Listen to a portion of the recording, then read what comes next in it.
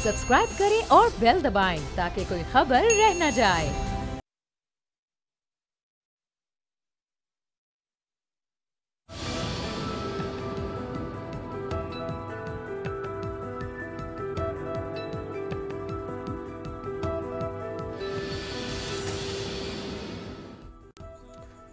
अस्सलाम वालेकुम व्यूअर्स, आप देख रहे हैं तब्दीली और मैं हूं आपके साथ अमीर अब्बास। वज़ीर आज़म की ज़ेर सदारत कौमी सलामती कमेटी का अहम इजलास हुआ, जिस इजलास में अहम तरीन फैसले किए गए। ये फैसले 4 अगस्त को भी जब कौमी सलामती कमेटी का इजलास हुआ, इनमें से कुछ अहम फैसले उस वक्त भी किए जा सकते थे लेकिन नहीं किए गए। फिर 5 अगस्त को सदारती ऑर्डिनेंस के ज़रिए से भारत ने मकबूजा कश्मीर के खुसूसी हैसियत को ख़त्म करने की कोशिश की, कुचलने की कोशिश की, लेकिन 5 अगस्त को भी हुकूमत की तरफ से वो सख्त रद्दअमल नहीं आया, 6 अगस्त को भी सख्त रद्दअमल नहीं आया और 7 अगस्त को फिर आज कौमी सलामती कमेटी का जो इजलास हुआ उसमें जो अहम फैसले हुए उसमें ये कहा गया कि जी पाकिस्तान भारत के साथ अपने सफारती ताल्लुकात को महदूद करेगा, ख़त्म नहीं करेगा, कमी लाएगा। 2 तरफ़ा तजारत को मुअत्तल करने का फैसला किया गया है। मसला कश्मीर को अक़वाम मुत्तहिदा की सिक्योरिटी काउंसिल में ले जाया जाएगा। 14 अगस्त को कश्मीरियों से इजहार यकजहती के तौर पर मनाया जाएगा और 15 अगस्त जो कि भारत का यौम आज़ादी है उसे यौम स्याह के तौर पर मनाया जाएगा। भारतीय अज़ाइम बेनकाब करने के लिए सिफारती ज़राए इस्तेमाल करने और मुसल्लह अफवाज को मुकम्मल तैयार रहने की हिदायत की गई है। भारत के साथ 2 तरफ़ा मुआहदों पर भी नज़रसानी की जाएगी। जो पाकिस्तान और भारत के दरमियान तजारती मुआहदे हैं या कोई गैर तजारती मुआहदे हैं उनको रिव्यू किया जाएगा। इंडिया के साथ सफारती ताल्लुकात कम तरीन सतह पर लाने और तजारत को मुअत्तल करने का फैसला किया है। कल बड़ा हंगामा खेज मुश्तरका इजलास था कौमी असम्बली और सेनेट का, यानी पार्लियामेंट का सेशन था। आज भी ये इजलास हुआ और अपोजिशन और हुकूमत के दरमियान बहुत सख्त लफ्जी जंग भी हुई। कल अपोजिशन की ये शिकायत थी कि हुकूमत पहले से इस मामले को भांप नहीं सकी और आज शाह महमूद कुरैशी जब खिताब कर रहे थे पार्लियामेंट में तो उन्होंने इसका यह जवाब दिया कि जिस तरीके से इस बिल को टेबल किया गया भारतीय सेनेट में यानी राज्यसभा में, तो खुद भारतीय पार्लियामेंटेरियंस, भारतीय पार्लियामेंट भी इस बात से वाकिफ नहीं थी, भारतीय ऑपोजिशन पार्टीज इस बात से वाकिफ नहीं थी कि अचानक ओवरनाइट ये जो सदारती ऑर्डिनेंस लाया गया है ये किस तरीके से चोर रास्ते से पेश किया गया। तो ये जवाब आज शाह महमूद कुरैशी साहब ने पेश किया। मेरे साथ मौजूद हैं डॉक्टर रमेश कुमार साहब, ऑनरेबल मेंबर पाकिस्तान तहरीक इंसाफ, रुकन कौमी असम्बली, इजलास में भी मौजूद थे, आपका बहुत शुक्रिया। राना मोहम्मद अफजल साहब, ऑनरेबल मेंबर पाकिस्तान मुस्लिम लीग नवाज और साबिक वफाकी वजीर, हमें ज्वाइन कर रहे हैं फैसलाबाद से। राना साहब आपका बहुत शुक्रिया। राना साहब, कल शहबाज शरीफ साहब ने शिकायत की थी कि जी मुतमईन नहीं कर सके इमरान खान साहब इस मसले के ऊपर, तो आज ये जो कौमी सलामती कमेटी के इजलास में जो फैसले किए गए हैं, क्या इससे अपोजिशन मुतमईन है? देखिए, आप इन फैसलों को एक बाई एक करके रिव्यू कर लें। जो फैसले आपने गिनती करवाए हैं अभी सफारती ताल्लुकात महदूद करने, वो ऑलरेडी महदूद हैं हमारे। हम कौन सा कोई डेलीगेशंस एक्सचेंज हो रहे हैं इन 11 महीने में, कितने डेलीगेशन एक्सचेंज हुए हैं, कितने क्या हमारी नेगोशिएशंस हुई हैं, मेरा ख्याल कोई डायलॉग नहीं हुआ। ट्रेड आपकी ऑलरेडी एक लोएस्ट एब के ऊपर है, अब आप उसको ख़त्म करना चाहते हैं, आपकी ज़रूरत है ट्रेड। आपकी तो एक्सपोर्ट्स ऑलरेडी गिरी हुई हैं और बुरी तरह से गिरी हुई हैं, आपने उसको बंद कर दिया है। आपने सिक्योरिटी की बात की है, 15 अगस्त को ब्लैक डे मनाएंगे आप, हिंदुस्तान को इससे क्या फ़र्क पड़ेगा कि आपने ब्लैक डे मनाना है। डिप्लोमेटिकली आप, ये एक अच्छा पॉइंट है कि डिप्लोमेटिकली आप दुनिया में कश्मीरियों की जो बदहाली है और जो जुल्म और ज़्यादती उनके साथ हो रही है, ये एक आपको पहले ही कर लेना चाहिए था। आर्मी के बारे में कहा कि उनको रेडी होने के लिए बात कर दी। मेरे इल्म में तो यह है कि फ़ौज हर वक्त तैयार होती है, तो ये भी एक पॉइंट स्कोरिंग वाला पॉइंट है। और ट्रेड रिलेशंस को आप रिव्यू करेंगे। बहरहाल इसमें एक ही पॉइंट है कि जो डिप्लोमेटिकली आपको दुनिया भर में जाना पड़ेगा, ये बाकी तो सारी वर्बोसिटी है मेरे नज़दीक। तो इसके लिए हमने तैयारी क्या की, मैं ये समझता हूँ कि पार्लियामेंट के अंदर, सॉरी फॉर इंटरप्शन, मैं आपको सुनवा भी देता हूं, कमेटीज होती हैं, मैं सर आपको सुनवा दूं। ये कल इमरान खान साहब ने, शहबाज शरीफ साहब ने क्या कहा, इमरान खान साहब ने जवाब दिया। शहबाज शरीफ साहब ने जो शिकायत की है, जो सवाल उठाया, उसका इमरान खान साहब ने जवाब दिया। दोनों शख्सियात ने क्या कहा था कल पार्लियामेंट के फोरम पे, ये जरा दिखा। ये बड़े अदब से आपसे पूछना चाहता हूं जनाब स्पीकर कि पीटीआई गवर्नमेंट ने इस वाकया को अब 24 घंटे से ज्यादा गुजर गए हैं। Where is the government's policy instrument? What are they trying to plan? What is their strategy to counter this assault of Modi? मैं ये पूछना चाह रहा हूं कि कौन सी चीज है जो मैंने नहीं की जो ये कह रहे हैं? क्या मैं हमला कर दूं हिंदुस्तान पे? मैं समझना चाहता हूं कि ये जब कह रहे हैं मुझे कोई तजवीज़ दें, और मैं प्लीज़ लंबी तकरीर नहीं, मुझे 2 मिनट में कह दें। आपने इतनी तकरीर की और आपने बताया सारा इमोशनली, तो लोगों हमें किसको नहीं पता 5 साल आपकी हुकूमत थी, तब तशद्दुद कश्मीरियों पे नहीं हो रहा था, तब आपने क्या किया था? जी राणा साहब, ये कल दोनों के गुफ्तगू का अगर मैं खुलासा आपके सामने रखूं तो ये खुलासा बनता है। देखें, आपने अच्छा किया, खुलासा रख दिया, लेकिन ये चीज़ें बहुत दिन से हो रही थी। अखबारों में आ रहा था कि 370 ख़त्म हो रहा है और बहुत दिन से इस पर बयानबाजी हो रही थी। तो क्यों नहीं कश्मीर कमेटी की मीटिंग बुलाई गई? क्यों नहीं आपकी जो फॉरेन अफेयर्स कमेटी है उसकी मीटिंग कॉल की गई? कमेटियों के ऊपर पाबंदी लगाई हुई है इन्होंने, और वो कमेटियाँ किस लिए होती हैं? तो मैं ये समझता हूँ कि इनकी कोई तैयारी नहीं थी। अगर कमेटीज़ के अंदर एक कंबाइंड विजडम के साथ इनको की लोग बता देते कि ये कहाँ जा रहा है, इनको तो अब पता नहीं लगता है, इनको तो कोई और बताता है कि ये हो गया है। तो मैं समझता हूँ कि इनकी कोई तैयारी नहीं थी। कल भी जब हाउस में अंदर इतना बड़ा ये जॉइंट सेशन बुलाया गया, इमरान खान साहब तशरीफ़ नहीं लेके आए, उनकी बॉडी लैंग्वेज बड़ी पुअर थी। तो आज मतलब अपोजिशन के कहने के ऊपर इन्होंने जो कुछ किया है उसके ऊपर आज हम एक कंबाइंड स्टैंड लेंगे। लेकिन पाकिस्तान एक डिवाइडेड नेशन है इस वक्त, हुकूमत के साथ बड़े प्रॉब्लम्स हैं लोगों के, वो सारी दुनिया को पता है। अब आपने करना क्या है इसके ऊपर? आपको करना यह है कि आपको दुनिया भर के अंदर इस चीज़ को उजागर करना है। आपको अब डिप्लोमेट्स जो पाकिस्तान में 150 एम्बेसी बैठी है उनको बुलाएं, उनके साथ कि वो अपनी गवर्नमेंट्स को बताएं कि ये क्या हुआ है, फिर सिक्योरिटी काउंसिल में जाएं। ये सारी चीज़ें जो करनी है, ठीक है, अभी इनको अपोजिशन भी बता रही है कि क्या करना है, कर लें, अब भी कर लें, बड़ी अच्छी बात है। राइट, बिल्कुल ठीक है। डॉक्टर साहब, एक तो हुकूमत को पहले प्रियम्पटिव स्ट्राइक करनी चाहिए थी। हुकूमत के पास इदारे हैं, हुकूमत के पास IB है, MI है, ISI है, कश्मीर कमेटी है, फॉरेन ऑफिस है, एम्बेसी है हमारी भारत के अंदर। हुकूमत को प्रियम्पटिवली देखना चाहिए था कि कहीं भारत के अंदर ऐसी कोई मूव हो तो नहीं।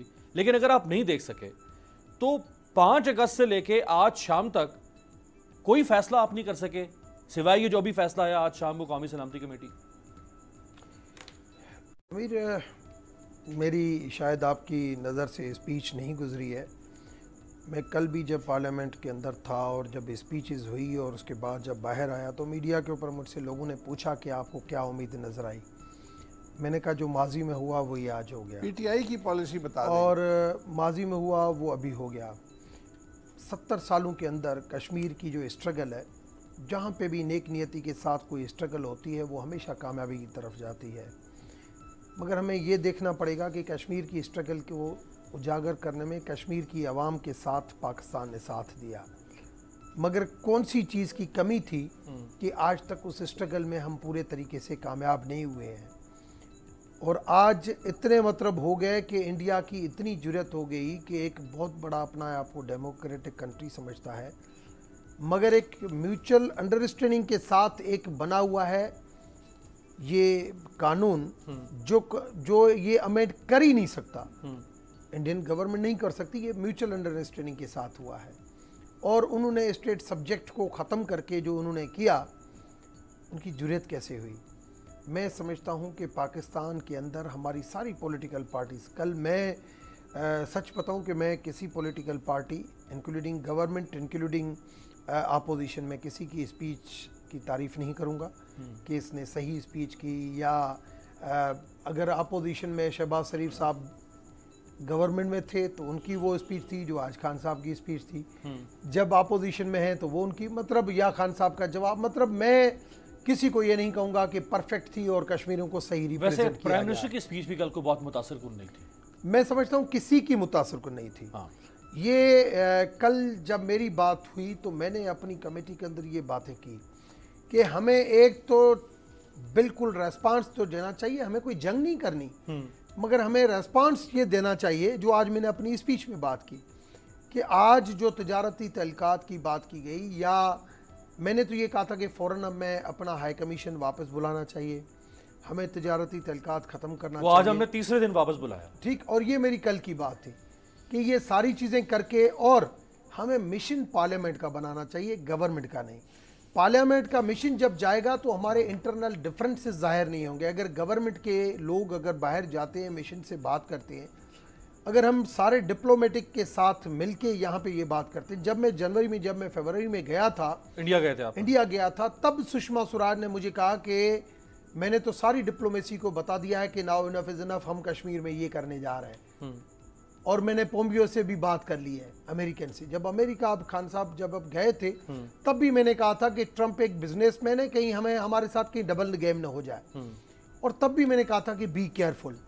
देखिए, आज जो चीज़ें हुई है ये आज से नहीं है, ये जनवरी से मूव है। जनवरी में आर्टिकल 35 की और 370 की बात की गई। उस वक्त भी मैंने कहा था कि हमें ऐसा काम नहीं करना चाहिए, हमें ट्रेड, ट्रैवल और फेथ टूरिज्म को आगे बढ़ाना चाहिए, जिसके लिए उन्होंने कहा था कि हम इस तरीके से बढ़ाना। तो उस वक्त मैंने पूछा था कि आप किसी को सालसी बर्दाश्त करेंगे, तो उन्होंने कहा हम खुद सुपर पावर है, हमारा सालसी कौन बनेगा।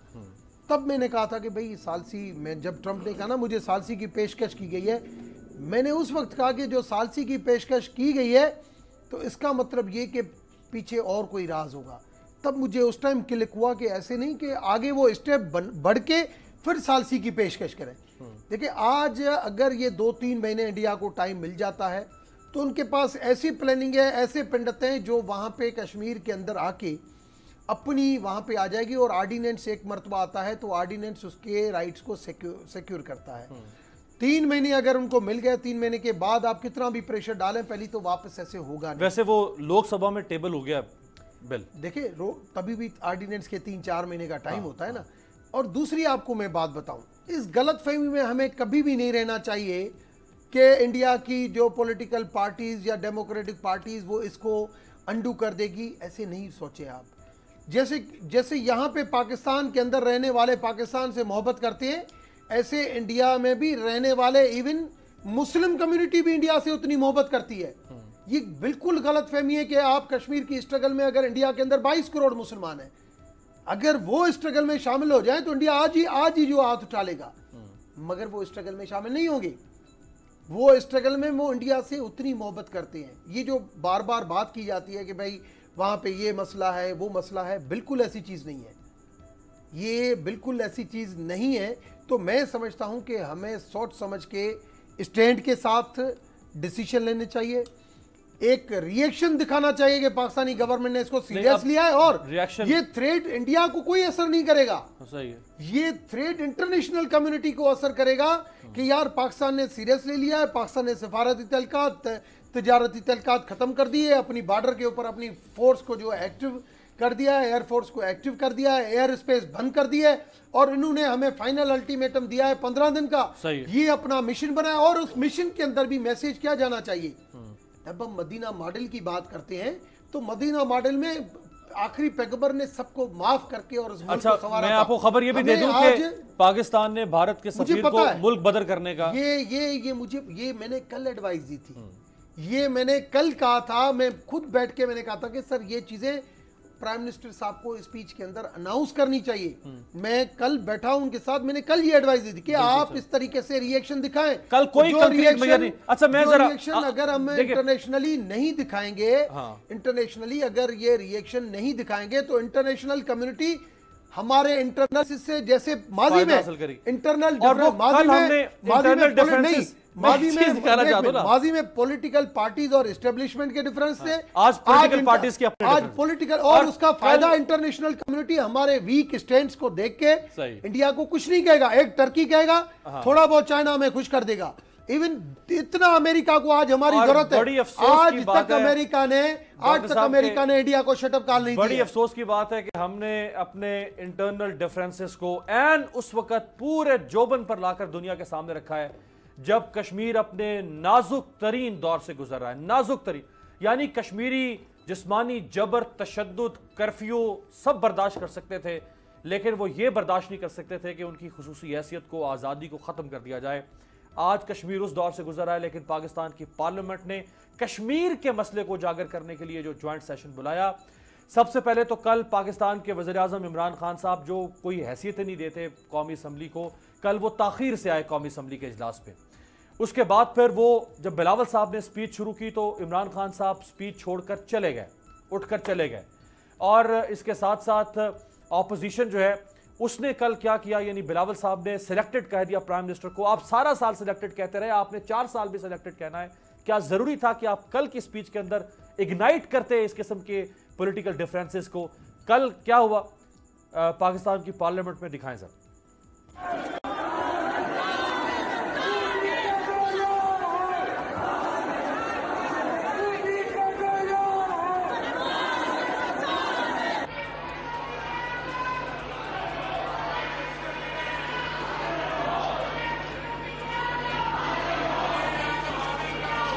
मुझे लगता है ऑपोजिशन शोर करने आई है, इशू नहीं डिस्कस करने आई।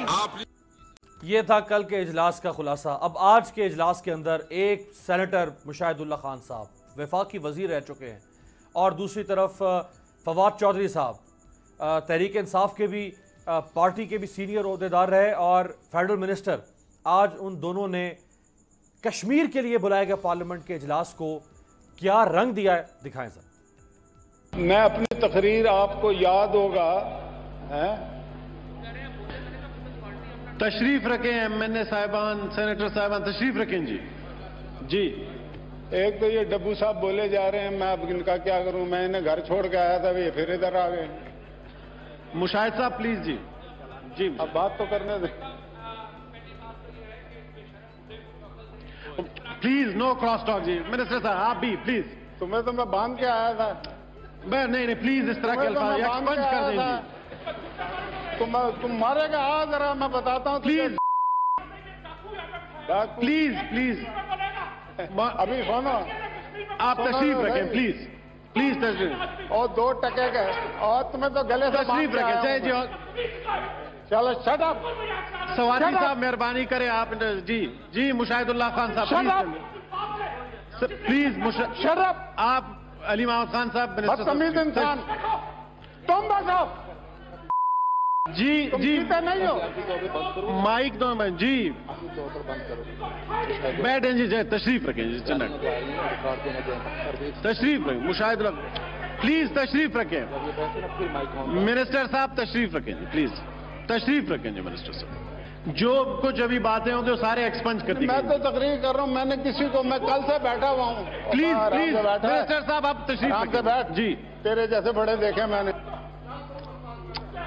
मुशाहिद साहब प्लीज, मिनिस्टर साहब, फवाद साहब प्लीज तशरीफ रखें। ख्वाजा साहब तशरीफ रखें। शीर रहमान साहब प्लीज। हसन साहब प्लीज जी। फवाद साहब तशरीफ रखें प्लीज। फवाद साहब आप तशरीफ रखें प्लीज जी। क्या ये पाकिस्तान की पार्लियामेंट कश्मीर को आजाद करवाएगी? क्या ये पॉलिटिकल पार्टीज कश्मीर को आजाद करवाएंगी? क्या इसलिए बुलाया गया था पार्लियामेंट का ज्वाइंट सेशन? खुदारा ना बुलाते पार्लियामेंट का ज्वाइंट सेशन अगर इस किस्म की जुबान इस्तेमाल करनी थी। कश्मीर को छोड़कर कोई सिलेक्टेड की बात कर रहा है, कोई प्रोडक्शन ऑर्डर की बात कर रहा है। आजम सवाती साहब माशाल्लाह जो करारदाद पेश की, जिस मसले पर करारदाद थी वो उस मसले का जिक्र ही नहीं किया।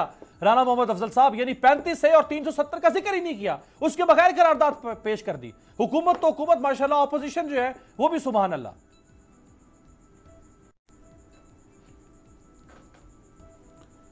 देखें, अपोजिशन ने तो हुकूमत के जो भी हुकूमत की कारकर्दगी है उसके बारे में बात करनी है। अभी आपने दिखाया मुशाहिदुल्लाह का, और पता नहीं कौन कौन वहाँ से बोल रहा था दूसरी साइड से।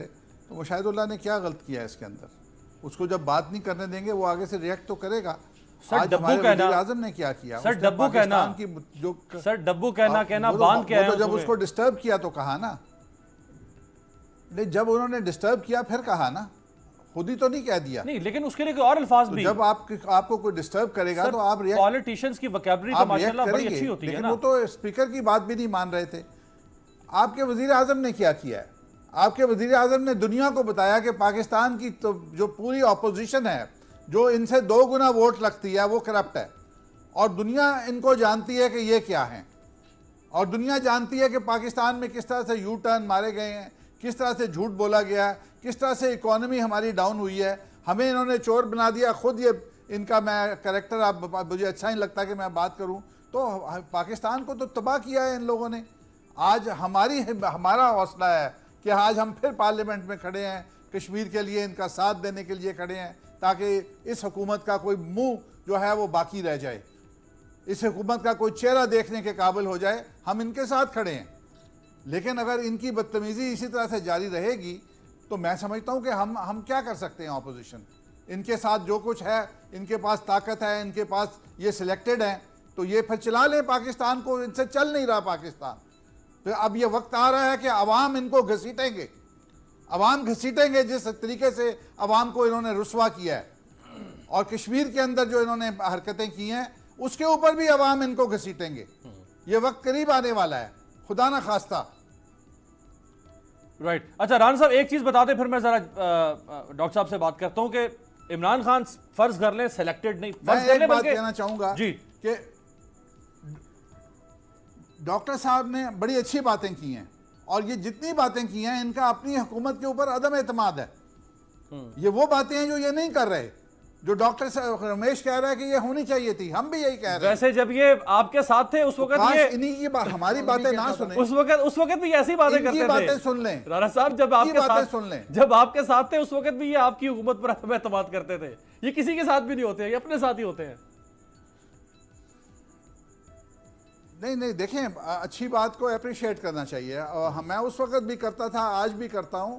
लेकिन देखें, जब कंसेंसस नहीं होगा, जब वन मैन शो होगा, जब ये दूसरों के पता करेंगे कि हमें क्या करना है, हमें पूछते हैं हमने क्या करना है।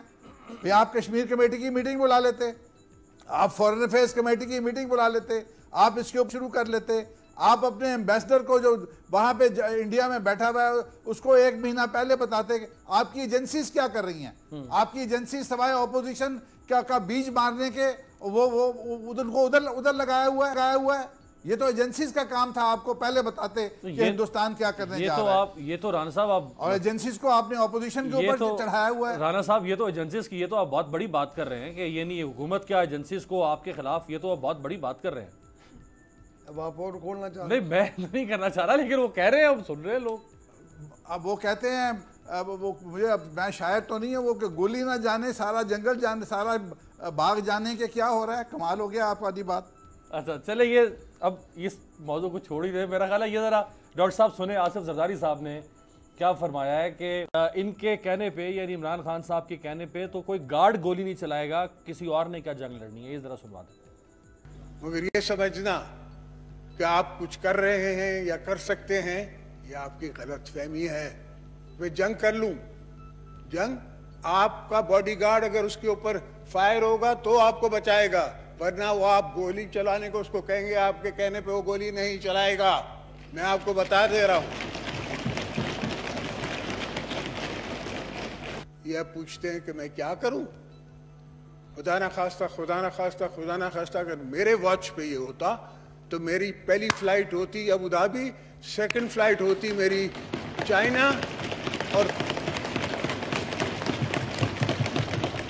थर्ड फ्लाइट मेरी होती रशिया, और फिर वापसी में मैं ईरान में रुकता आता, इन सब के प्रेसिडेंट्स के साथ खड़ा होकर सॉलिडरिटी उनसे लेता, उनसे सपोर्ट ले। जी डॉक्टर साहब, ऐसे होते हैं काम, यूं कश्मीर जो है वो आज़ाद होना था। देखिए, आसिफ साहब ने जो बात की है उस बात में तो वज़न नहीं है। जब अपोजिशन में बैठ के वो बात करते हैं, 5 साल प्रेसिडेंट भी थे, प्राइम मिनिस्टर भी थे, मैं हमेशा देखें सच बात। फॉरेन अफेयर्स कमेटी की मीटिंग क्यों नहीं बुलाई? मैं फॉरेन अफेयर्स कमेटी की मीटिंग हो चुकी है, वो भी उधर हुई, उधर भी वो डिस्कस हुआ, और ये इशू डिस्कस हुआ। मैंने वहाँ पे भी ब्रीफ किया था इस हवाले से, डिफेंस में भी ब्रीफ किया, सारी चीज़ें ब्रीफ। आप हैं फॉरेन अफेयर्स कमेटी? मैं फॉरेन में भी हूँ, मैं डिफेंस में भी हूँ, दोनों में ये चीज़ें हुई है, और FATF के हवाले से फाइनेंस में भी हुआ है। ये सारी चीज़ें डिस्कस हुई है। हमारी काफ़ी चीज़ें जो मैं आपके एक प्रोग्राम के अंदर, क्या वो आप तो 2 घंटे बैठे तो मैं उस चीज़ों के ऊपर ब्रीफ कर सकता हूँ। बात सिंपल में ये है कि एथिक्स की कमी है, और हर पॉलिटिकल पार्टी में कमी है। मैं जब PTI में आया, शामिल हुआ, तब पहले दिन मैंने खान साहब को ये कहा था कि मुझे आप कम से कम महीने में 1 घंटा दिया करें, जहाँ पे मैं पार्लियामेंटेरियन सबको पढ़ाऊँ। मेरी पहली स्पीच ही ये थी, सारे पार्लियामेंटेरियन बैठे थे तो उस वक्त भी इन्होंने ये कहा, अरे भाई आपकी अच्छा उन्होंने क्या लगाया। और मैं इसी पॉइंट पे एक ब्रेक लेते हैं, ब्रेक से वापसी पे यहीं से कंटिन्यू करें और राणा साहब ने क्यों क्या लगाया उनसे भी पूछेंगे।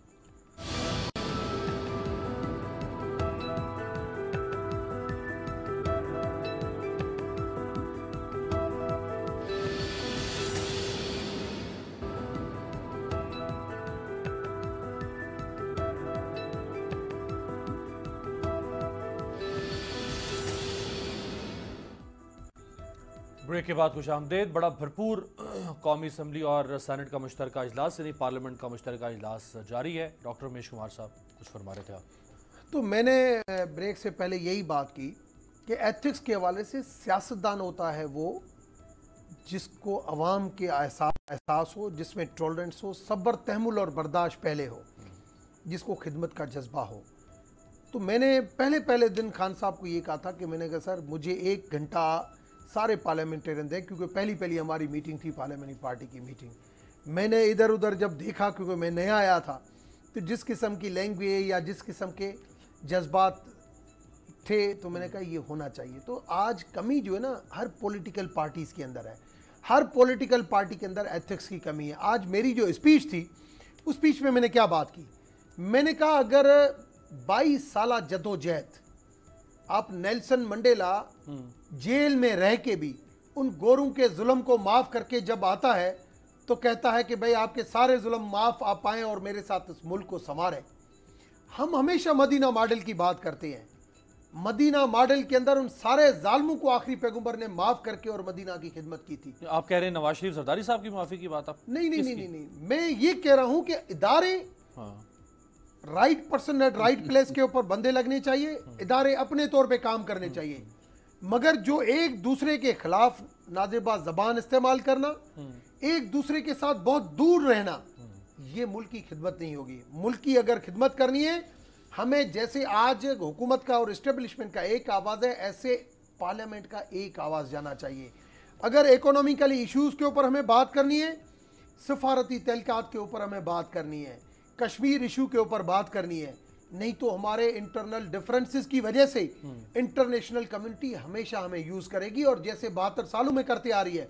अमेरिका की दोस्ती के साथ आज से नहीं है, मैंने हिस्ट्री पढ़ी है, मैंने कहा अभी इसके ऊपर कॉलम लिखा है, कितना अरसा उसकी दोस्ती के साथ हमारा हो गया है, मगर हमने क्या खोया क्या पाया। अगर हम सोचें तो ज्योग्राफिकली हम बहुत पा सकते थे, मगर हम पा नहीं सके। हमारे बाद आने वाले मुल्क, हमारे बाद आज़ाद होने वाले मुल्क आज कहाँ से कहाँ पहुँच गए, हम पीछे क्यों रह गए। मैंने आज भी अपनी स्पीच में कहा हमें अपने गिरेबान में देखना चाहिए और माफ करने वाला जो है ना हमें। लेकिन माफ किसको माफ करें आप? ये माफ करने का जो मैं आज ये कहता हूं, दे रहे हैं किसको दे रहे हैं? मैं ये कहता हूं प्राइम मिनिस्टर की चेयर की इज्जत करना हर पार्लियामेंटेरियन का हक है और उसका फर्ज है। स्पीकर की इज्जत करना उसका फर्ज है, स्पीकर का फर्ज भी और प्राइम मिनिस्टर का फर्ज भी रेसिप्रोकल। ये है कि लीडर ऑफ अपोजिशन ने ये बात की, आसिफ जरदारी साहब ने ये बात की, या जो मेंबर वो कहें कि भाई ये चोर है, ये है, मैं नहीं समझता कि ये लफ्ज इस्तेमाल होने चाहिए। इदारे हैं, किसी भी पॉलिटिकल पार्टी का कोई बंदा अगर करप्शन में है, नैब उसको देखे, FIA देखे, हमें उन इदारों के ऊपर इतना एहतराम होना चाहिए और इतना कॉन्फिडेंट होना चाहिए कि हम उसके ऊपर उंगली नहीं उठाएं। हमें वो चीज़ें डेवलप करनी पड़ेंगी। मैंने ये 14 अगस्त ये जो मनाने का जो गिनीज रिकॉर्ड में ये बैलून वाला जो मैंने फ्लैग लगाया, इसके पीछे थीम क्या थी?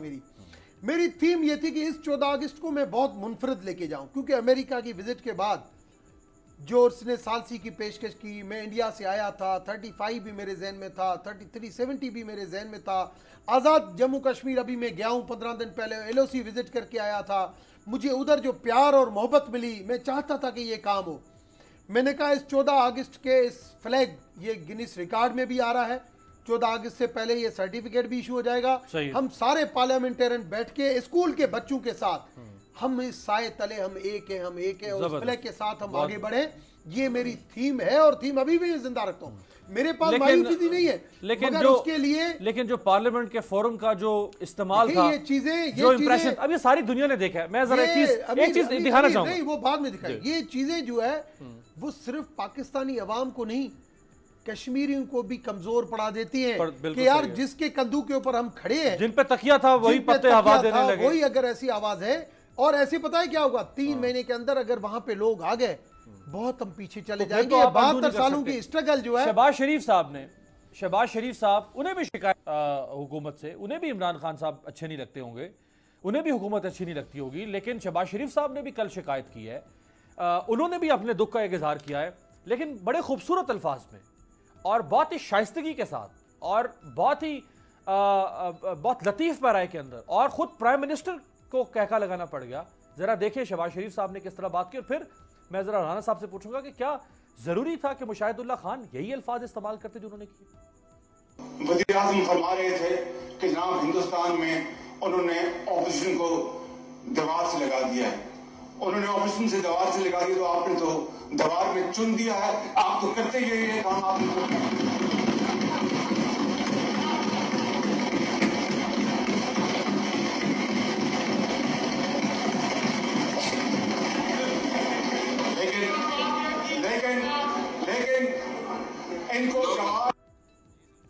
वज़ीर आज़म, स्पीकर कौमी असम्बली, हुकूमत, ऑपोजिशन, स्टाफ, पूरे पार्लियामेंट का फ्लोर कहका लगा रहा है।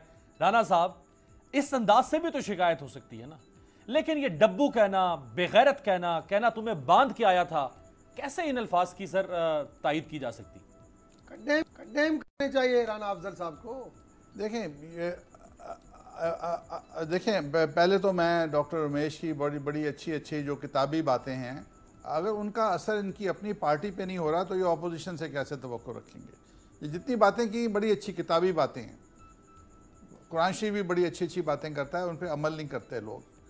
तो अगर इनकी अपनी पार्टी इन चीज़ों से गाफिल है तो दूसरी पार्टीज़ क्या करेंगी। जहाँ तक आपने ये बात की ये बिल्कुल शहबाज शरीफ साहब ने बड़े अच्छे अंदाज के साथ की, लेकिन मैं तो इस बात पे हैरान हूँ कि वो क्या लगा रहे थे।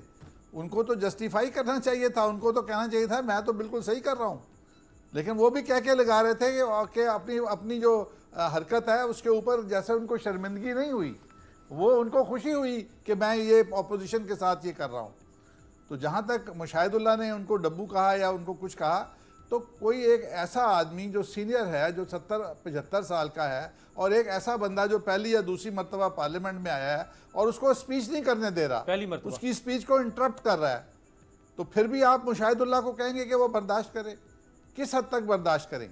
ऑपोजिशन कहां तक बर्दाश्त करे? अगर वो 75 साल का है सर, अगर 75 साल के 70-75 साल के मुशाहिदुल्लाह साहब ज्यादा दफा पार्लियामेंट का हिस्सा बन चुके हुए हैं, बड़े उनकी तो शायराना तबीयत, बड़ी शुस्ता जबान इस्तेमाल करते हैं। मैं सिर्फ ये कह रहा हूँ कि बड़ी अच्छी बात है, ये अल्फाज बड़ी अच्छी बात है कि आप उनसे तवक्कुआत ज्यादा रखते हैं, होनी भी चाहिए। लेकिन जो माहौल, अब ये जो अभी बात कर रहे थे एथिक्स की कमी और ये और वो, पार्टीज के अंदर जो जूनियर जो मेंबर्स होते हैं वो अपने लीडर को आइडियल समझते हैं। अगर उनका लीडर सबको चोर कहेगा तो जो उनका सबसे जूनियर आदमी है मुराद सईद, वो भी सबको चोर कहेगा। जब सीनियर मोस्ट आदमी चोर कहेगा तो वो मुराद सईद भी चोर कहेगा। ये है हो रहा है आज पाकिस्तान के अंदर। जो उनके यूथिये हैं, जो उनके वोटर हैं हलकों के अंदर, वो भी हमें गालियां निकालते हैं। एक माहौल को, एक कहते हैं एक गंदी मछली पूरे जल को गंदा कर देती है, ये पाकिस्तान के साथ हुआ है। और ये शुरू किसने किया? इमरान खान ने किया। पूरे मुल्क का माहौल, पूरी जमहूरियत का, पूरी सियासत का माहौल गंदा कर दिया। बिल्कुल सही कह रहा है डॉक्टर रमेश कि अगर वो जो हमारे इदारे हैं एहतसाब के, वो खामोशी से अपना काम करें, पकड़ लें, मुझे पकड़ लें अगर मैंने चोरी की है, किसी और को पकड़ लें। लेकिन ये जो नारेबाजी करते हैं ऊपर से लेके नीचे तक, तो फिर इनके खिलाफ नारेबाजी होती है। फिर लोग इनके आबाओ अजदाद तक भी जाते हैं कि चोर सिर्फ हम नहीं हैं, आपका भी रिकॉर्ड खराब होगा। तो ये माहौल हमारा खराब हो गया। दुनिया के कैपिटल्स के अंदर जाके इन्होंने कहा कि मेरी ऑपोजिशन चोरों की ऑपोजिशन है। तो दुनिया तो भाईजान आपको जानती है कि आप कहां से आए हैं, आप वहां क्या करते रहे थे। तो फिर ये पूरा मुल्क का बेड़ा गर्क हो गया। आज पाकिस्तान में कोई एफडीआई नहीं आ रही, कोई फॉरेन डायरेक्ट इन्वेस्टमेंट नहीं आ रही। आधा पाकिस्तान चोर है, आधे मोर हैं। तो ना उनको चोरों की जरूरत है, ना उनको मोरों की जरूरत है। सही है, बैठे हैं, इन्होंने तबाह करके पाकिस्तान को रख दिया। आज कौन है इनके साथ? कशकोल लेके चले जाएं, कोई भीख दे देगा, अदरवाइज जीरो। अब आज वो आई हुई है फैटफ के लिए उनकी नुमाइंदा, आपको जो वो स्टिक लेके वो आ गई है, कैरेट लेके वहां पे वो बैठे थे, क्या कहते हैं, ट्रम्प साहब। और उनका भी जो बयान आया है वो हमें क्यों बता रहे हैं कि हिंदुस्तान का क्या मौकफ है कि कश्मीर उनका अंदरूनी मामला है, वो हमें नहीं बता रहे। वो पूरी दुनिया को बता रहे हैं कि आप भी ये स्टैंड ले लो पाकिस्तान के खिलाफ कि कश्मीर हिंदुस्तान का इंटरनल मैटर है, और ये वहां से वर्ल्ड कप जीत के आए हैं। अच्छा राणा साहब, ये अगर हमें अगर इस किस्म के लोग, सिलेक्टेड लोगों के पाकिस्तान को मरवाना था तो फिर मरवा दें पाकिस्तान को, अल्लाह न करे। राणा साहब, शेख रशीद साहब ने एक खतरनाक बात की है आज असेंबली के फ्लोर पे कि मैं अगले 6 महीनों में पाकिस्तान और भारत के दरमियान जंग देख रहा हूं, और मुझे लग रहा है कि 3 से 6 कश्मीर जो है वो किसी मंतकी हद तक पहुंचने वाला। बस चैप्टर क्लोज हो, जो भी हल निकलेगा निकल आएगा। क्या एस्ट्रोलॉजिस्ट है कि आप इसकी बात, मेरा ख्याल इनको कोई जल्दी है। ये जैसे जान छुड़ाने की बात करते हैं, अगर ये किसी मसले से जान छुड़ाना चाहते हैं तो फिर हमें किस चीज़ की जल्दी है? हमें तो अपने मौक़िफ़ पे कायम रहना चाहिए, हमें अपने मौक़िफ़ के ऊपर स्टैंड लेना चाहिए। हमें कोई जल्दबाजी में ना ट्रम्प के आगे झुकना चाहिए, ना किसी और, हमें मुकाबला करना चाहिए इन चीज़ों का। सही है। और अगर हमारे में कोई गलतियाँ उनको आप दूर करें, इंटरनेशनल कम्युनिटी का आप हिस्सा बने। सही है, बिल्कुल सही। मैं जरा ये पाकिस्तान में आखिरी सवाल जरा बच जाएगा। डॉक्टर साहब से आखिरी सवाल ही करूं। डॉक्टर साहब, जो मुख्तलिफ ममालिक से रद्दअमल आया, जर्मन रद्दअमल आया, बस सो कोई उन्होंने कैटेगोरिकली इस बात को कंडेम नहीं किया। इसी तरह से अक़वाम मुत्तहिदा का रद्दअमल मायूस कुन रद्दअमल, अमरीका का रद्दअमल मायूस कुन रद्दअमल। हाँ, तुर्क सदर ने खुल के बात की, डट के बात की, और उनका वीडियो मैसेज मौजूद है। भारतीय जो OIC ने सिर्फ इज़हार तशवीश किया है। सऊदी अरब और ईरान अभी तक खामोश हैं इस नाजुक तरीन मसले पर। देखिए, मैंने इसके ऊपर भी बात की कि हमें हमारी डिप्लोमेसी पहले से बहुत बेहतर है, मगर भारत की डिप्लोमेसी पहले से बेहतर नहीं, हाइपर एक्टिव है, बहुत ज़्यादा एक्टिव है, और हमें उस तरीके से बहुत इफ़ेक्टिव तरीके से चलना पड़ेगा। आज हमारे लिए चाइना की, क्योंकि अमेरिका के हम साथ आ गए हैं, चाइना के साथ जो हमारे जितने तल्कात अच्छे थे उनमें थोड़ी सी जो है ना, मैं समझता हूँ कि चाइना ने फिर भी हमारा साथ हमेशा हमें दिया है, हमने चाइना का दिया है, चाइना ने हमेशा दिया है। ईरान के हवाले से हमें उस हवाले से भी जो हमारा रोल है उसको और बढ़ाना चाहिए। जब प्राइम मिनिस्टर की विज़िट थी, मैंने उसके ऊपर बात की थी कि भाई वहाँ पे हमें ये महसूस कराना चाहिए, और जो इस ओबामा के टाइम पे जो एक बना था एग्रीमेंट, उसको जो दूसरे ममालिक के उनको भी इन करना चाहिए। हमारी जो जोग्राफिकली जो पोजीशन है पाकिस्तान की, उसको उस लेवल पे खेलना चाहिए कि लोगों की, उन कंट्रीज़ की मजबूरी हम बने, मगर हमारा साथ कोई नहीं देता टर्की के अलावा। जब ट्रंप की बात आई, जब ट्रंप से बात आता है इंटरनल में, उसी वक्त मैंने कहा था कि ये चीज़ एक्ट है, क्योंकि जनवरी फरवरी की बात है कि सुषमा मुझे कहती है कि मैंने तो पोम्पियो से बात भी कर ली, और कल वो वैसे ही चली गई। अब मैं समझता हूं कि बहुत केयरफुली हमें जाना पड़ेगा। रही बात आपने शेख रशीद की जो बात की, देखिए ये 1 महीना ये क्रूशल है। इस 1 महीने के अंदर अगर हमने सही तरीके से डिप्लोमेसी के हवाले से कामयाबी ले ली, और अगले महीने UN सेशन भी है, जनरल असेंबली का इजलास, उसके अंदर कामयाबी ले ली, हमने इंटरनेशनल कम्युनिटी को अपनी तरफ लायल कर दिया, सही है, तो फिर कश्मीर का इशू जो है वो हाईलाइट भी होगा, वो रिवर्ट भी होगा। मगर अगर 3 महीने मिल गए, 3 महीने भी इस ऑर्डिनेंस भली पास नहीं हो, हाँ, तो वहां पे डेमोग्राफी चेंज करना शुरू कर दी भारत ने, तो फिर वो अगर कर दी। देखे, मैं जम्मू गया था, वहां पे वैसे ही हिंदू कम्युनिटी रहती है ज्यादा, हाँ, मगर सिर्फ श्रीनगर में मुस्लिम कम्युनिटी रहती है, वैली में। आज मैंने एक बात की तो उसके ऊपर भी उन्होंने कहा कि यार कश्मीर में मुसलमान, भाई बिल्कुल है, मगर आप मुझे ये बताएं कि मुस्लिम वहां पे हिंदू कम्युनिटी पहले है, मगर अगर उधर और ओवरऑल जम्मू कश्मीर में मुसलमान ज्यादा है, लेकिन कुछ पॉकेट्स में हिंदू भी ज्यादा, कुछ जम्मू में ज्यादा। बहुत शुक्रिया डॉक्टर रमेश कुमार साहब, राना मोहम्मद अफजल साहब, हमारे आपसे मुलाकात होगी कल। देखते रहिएगा तब्दीली।